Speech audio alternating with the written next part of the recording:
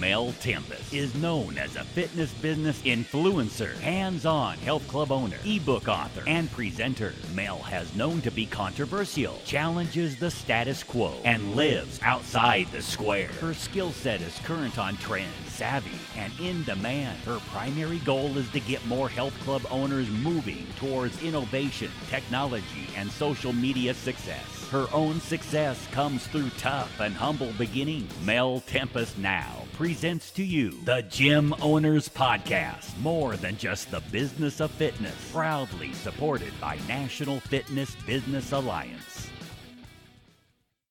This morning, I'm speaking to Daniel Henderson, the owner of the Functional Training Institute, formerly the Australian Institute of Kettlebells. Dan is a dynamic presenter who delivers courses to fitness professionals worldwide. He has created accredited courses in many functional training modalities, including kettlebells, power bags, and battling ropes. He regularly contributes to fitness industry publications. Dan, we've got so much to talk about this morning. I'm very excited, Mel. Thanks so much for having me on your show.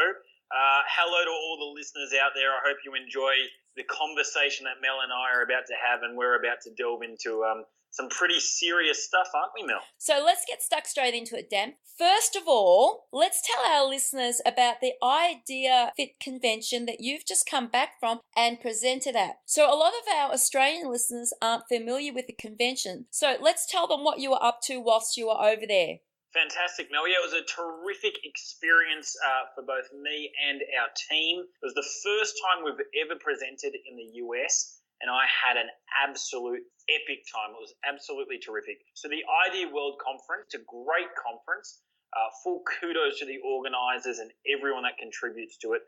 Lots and lots of fitness professionals from all over, not just America. I met Canadians, I met people from the Middle East, I met people from everywhere, and there was just great presenters, a great wealth of knowledge, and I was luckily very fortunate enough to present on 4 occasions. So 3 of those were really technical, functional training presentations. We did 3-dimensional kettlebells where we took the kettlebell out of the sagittal plane and really added a lot of rotation, which was really different for the attendees. We did battling rope mastery, so again, just showcasing the versatility of this great piece of equipment and just how much you can do with it. We did small group training, up the fun factor, so how to really add lots of fun and enjoyment and create an experience when you do functional training. And then I delivered a 90-minute lecture on my 7-step system on how to build a successful and profitable fitness business. So I was a very busy man. It was terrific to meet so many passionate fitness professionals, and the American audience was just so welcoming. They were so warm. They were so enthusiastic, and I just absolutely lapped up every single minute and had a terrific time. It was great to be on that stage for the first time, and I'm hoping it's the first of many, Mel. I'm sure it will be, Daniel. I don't doubt that. I heard a lot of positive feedback on your delivery over there, and I know that the Americans love to take the Australians on board, so I don't doubt that that will be first of many appearances for you in the US market. So let me ask you a couple of questions. First of all, so you've been over there, you've done your presentations. What was something new and exciting that you saw in the US market that was related to functional training that we aren't delivering here just yet? Yeah, well, I didn't get much of an opportunity to see what everybody else was doing because I was really involved in terms of delivering my own presentation. So it was really when I was walking around the exhibition halls that I was having a look at what else was on offer. One of the things that really impressed me most was the Active Solutions functional training rig. Now, I know rigs have been around for a long time, but this was very, very different. It was had a lot of climbing components to it. It had all the functional training equipment integrated into it as well. They're looking at having classes around the rig, so it's not just going to sit in the middle of a gym floor where only a few people know how to use it. And it was just a lot of the contraptions and a lot of the kind of plugins that they had on the rig itself were really, really very, very interesting. They were tapping into the real growing market that's developing around Ninja Warrior with lots of climbing elements. I just thought it was a fascinating functional training solution that I'm really looking forward to seeing in Australia. I'm really hoping some clubs pick it up, because I think it could be a real game changer for a lot of clubs, particularly if you have a great class model centered around it. So just for those that don't quite understand, so it's a rig, you can set it up in the middle of your gym or in the middle of your, say, your functional training area, and it has attachments to it, and then you can program, say, like a circuit class. Is that correct? Absolutely, yeah. So you could do a circuit class, you can do lots of partner-based workouts on it. There's suspension trainers attached to it. There's Cormax aqua bags, there's kettlebells, there's wall balls, there's med balls, but then there's like lots of different climbing elements to it as well. So you've got the functional training equipment, you've got the calisthenics component to it, the body weight component to it, and it just, you know what it was, Mel? It was a lot of fun. So I jumped on there, and it was just a very, very enjoyable piece of equipment. But at the same time, every muscle in my body was working as I was working, you know, doing the climbing exercises, as I was moving from one component to the other. Every piece and every attachment, you'd have regressions and progressions that you could cater for different demographics on. Let's say I'm a club owner, I'm looking at this piece of equipment. I'm like, yeah, I want it, because a lot of the club owners just sort of look at stuff like it's pretty. What about the education behind it? Is this something that you feel is important, or do you think you could just have this, you know, dumped in the middle of your gym floor and just say to trainers, hey, go for it? Do you feel education is important when it comes to functional training? Oh, absolutely. It's absolutely integral when it comes to it, particularly not only when it comes to a centerpiece like this, a rig like this, but just in general. I think, you know, and I'm going to generalize here a little bit, Mel, but people hear the word functional training and they're like, oh, well, you know, it's all in vogue right now. It's the it thing. I'm just going to buy a whole bunch of kettlebells, and I'm going to buy a whole bunch of battling ropes and bags and suspended fitness trainers, and I'm going to put them in the floor, and I'm going to be in vogue. It's not that easy, because the power of the equipment comes in the use behind it, and that only comes through good quality education. You know, it's all good and well, and I've loved seeing the industry grow, the functional training industry grow. It's been amazing to see grow.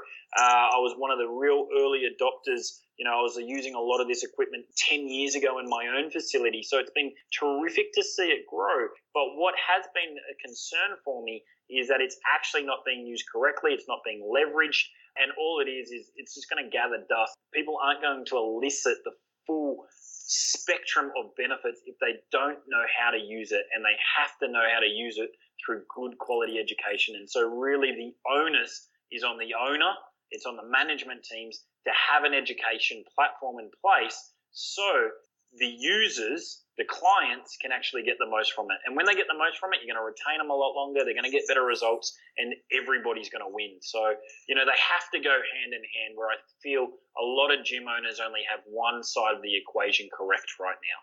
Yeah, I absolutely agree with that. What do you think about functional training education being accessible in the RTO? So let's say I'm somebody that goes off, I want to be a personal trainer. Do you think that the RTOs, because functional training is so popular, should be delivering some type of functional training education, or do you think it's something that needs to be done once they've finished their courses? Look, I think both. I really do. I think the RTOs that are progressive, that are innovative, recognize the need and the capacity to incorporate it in their curriculum, because this is the way the industry has moved. And if you walk in 10 gyms, 9 of them are going to have either a functional training zone or a plethora of functional training equipment. So it is the RTO's responsibility to at least equip the student with some basic knowledge around functional training, because they are going to be exposed to it. There's no doubt. You cannot not be exposed to it these days. You have a look at what F45 is doing in the Australian market. They're a massive player right now. You have a look at the functional training zones that the big commercial gyms now have on offer. They're going to be exposed to it. Not everybody wants to go down this road, and I understand that. You know, like, I'm a huge advocate of it, but some people might want to go down in more of the traditional lifting road. Some people might want to go down the Pilates path, or they might want to go down into aqua fitness or spin or whatever else. So you should give people a taste of it. You should give them a baseline foundation in terms of their functional training education.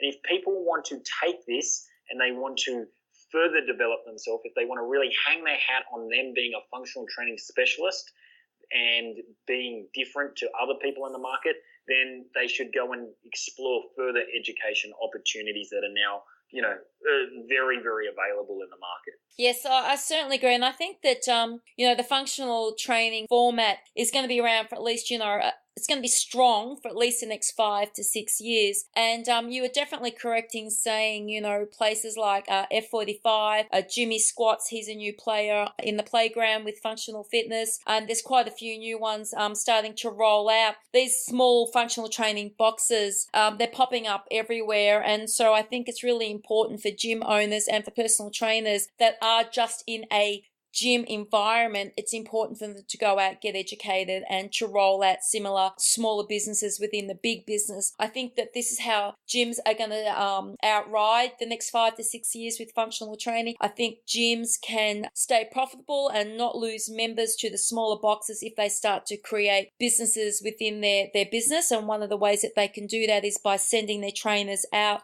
to be trained by people like yourself in functional training, and then creating programs, on their timetable, as we discussed before we went to air. So I think it's really, really important. Yes, it's trendy at the moment, and I'm afraid if it's trendy at the moment, you need to run with it. You need to make sure that you know your demographic and set it up to suit your demographic. So, if your demographic's 18 to 35, you set the programs to suit them. If you're a baby boomers club, then you set the programs to suit those guys as well. And I think more gyms need to be setting up businesses within a business, and functional training is definitely one way of doing that. Tell me, Daniel, have you got any projects on the horizon? Mel, I've always got a few projects on the horizon. So, I'm working with some terrific companies at the moment. I'm looking at a couple of the big players, particularly in the Australian market. So some of the major players, I can't mention any names, are coming to me and the FDI company to design and consult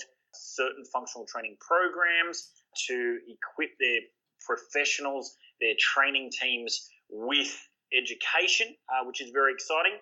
I am in talks with an app at the moment that looks like it's going to be doing fantastic things in the world of personal training, but not only personal training, also fitness and leisure. So that's a very exciting prospect that I'm looking at the moment. So, yeah, some really very cool things on the horizon, Mel, and you'll no doubt be hearing a lot more in the very, very near future. I don't doubt that for one moment, Dan. I don't doubt that for one moment. So let's just take a step back to your visit to IDEA. What was your absolute key takeaway from that event? My key takeaway, and I'll be honest here, Mel, I was a little nervous going in there because I hadn't presented on the American stage. I've obviously been presenting in Australia for about 8 years, so I'm very comfortable in the Australian environment. But I started to have a little bit of self-doubt creep in, and I said, well, this is one of the most progressive fitness markets in the world. How will our concepts be received? And my big takeaway was there is huge opportunity for our philosophy of training. People absolutely lapped it up. They hadn't seen a lot of it before. We like to do things that are very innovative, very progressive. So the way we even use our tools, the way we're using the kettlebell in terms of rotating around with it and challenging your core stability and taking swings from outside of the legs across the frontal plane in a ski-based fashion, for example. These concepts work overseas. So my key takeaway is, the world waiting for our philosophy, our style of training. And for me, that was very uplifting. I was inspired by that, and now I just got to work out how I deliver it abroad even more so. We're in 16 countries as of this year, but we want to keep that ball rolling. Oh, look, that ball will definitely keep rolling. I don't doubt that, Dan. So let me just talk about something else. Now, before we got on air, we were discussing group programming and health clubs. And I said to you that I feel that more gym owners or group fitness managers, that title is still used, need to be implementing functional training classes onto their timetables. I feel that functional training just doesn't need to be about small group training, your groups of 4 to 6. Doesn't need to be the only place that you can go and do these classes are at your Jimmy Squats, at your F45s. There are other places that you can do these programs, and in your club is definitely one place that they can be delivered. So what I want from you is, I suppose I'm looking for your permission to tell club owners that yes, it is a concept that they can deliver on their group fitness timetable. If their staff are trained up, that they can come to somebody like Dan Henderson and say, Dan, you know what? My group fitness room takes 20 people, 40 people, 50 people. I need someone to train my trainers up to deliver a 30-minute kettlebell class or a 30-minute HIIT power bag battling rope class. Can you do that for my staff so that they can deliver safe and effective classes?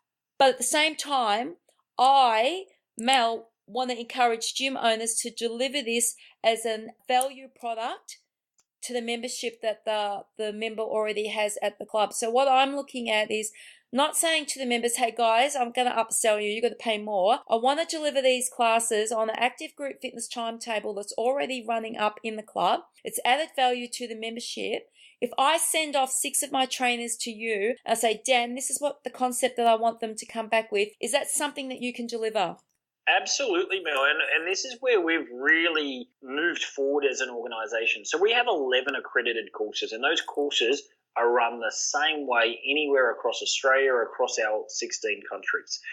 But what we're doing more and more now is we're customising our functional training education and our solutions to clubs' needs and owners. So, for example, there's a terrific gym in Sydney, and they're on the rise, owned by a couple of young entrepreneurs, Code 5, and they are doing a lot of functional training. And they came to me and they said, Dan, this is the type of work that we're doing.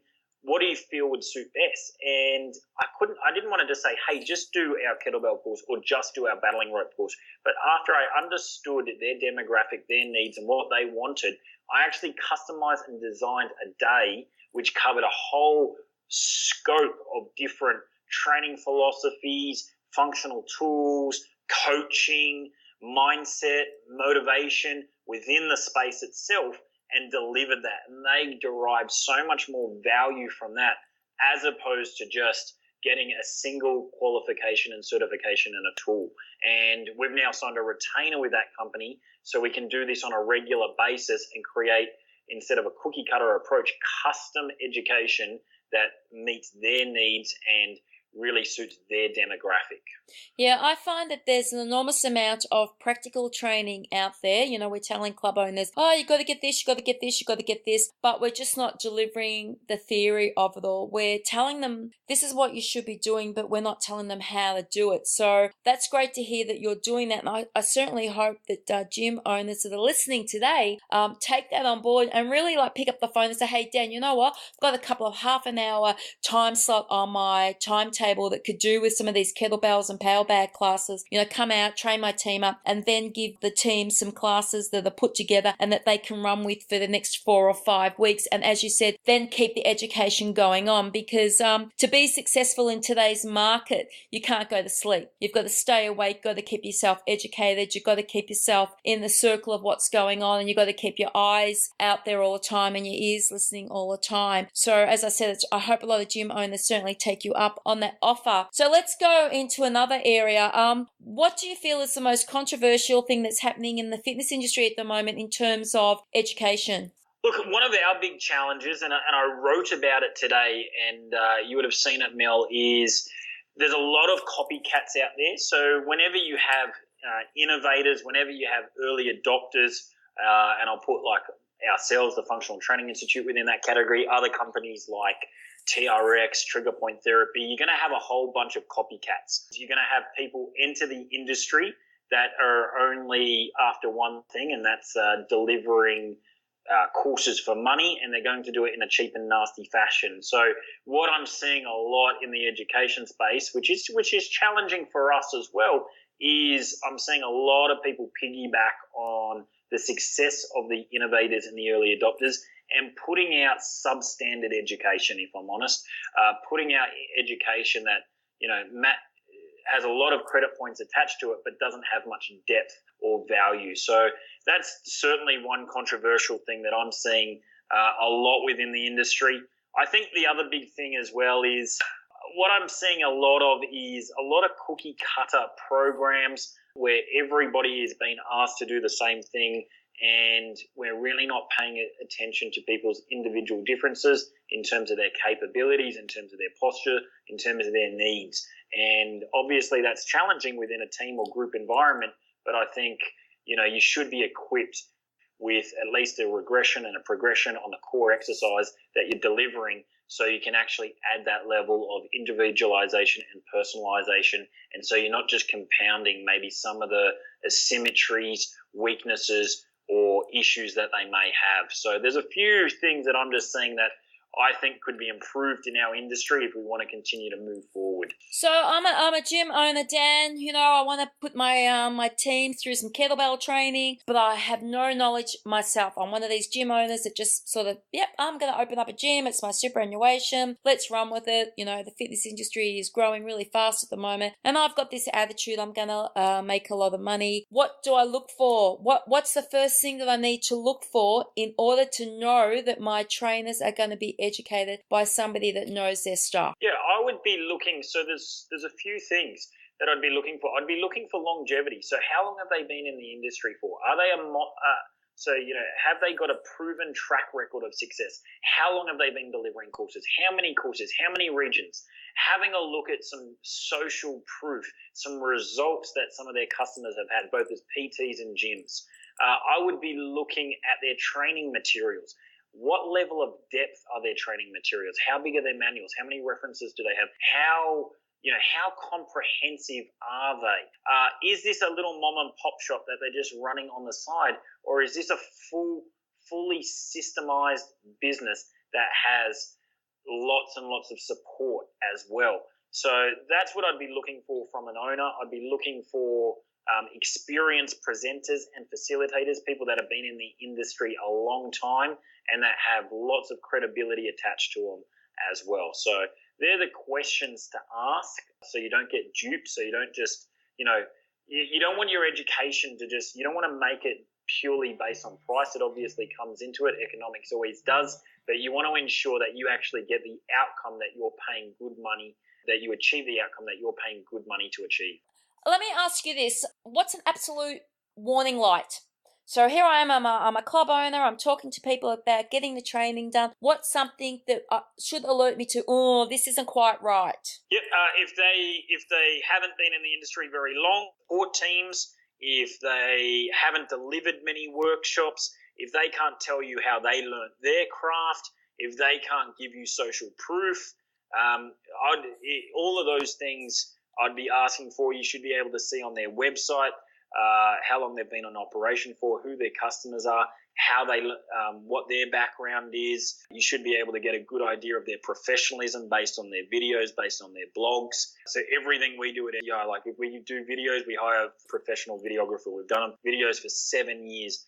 We have over 100 blog posts on different functional training areas. Every single one of our kettlebell instructors has been internationally accredited and has 5+ years experience. We have a support team of 7 in our back office. We have a head of education who's got a PhD in sports science. We have 15 facilitators. So they're the kinds of things that give us credibility and ensure that we're a world-class standard of organisation.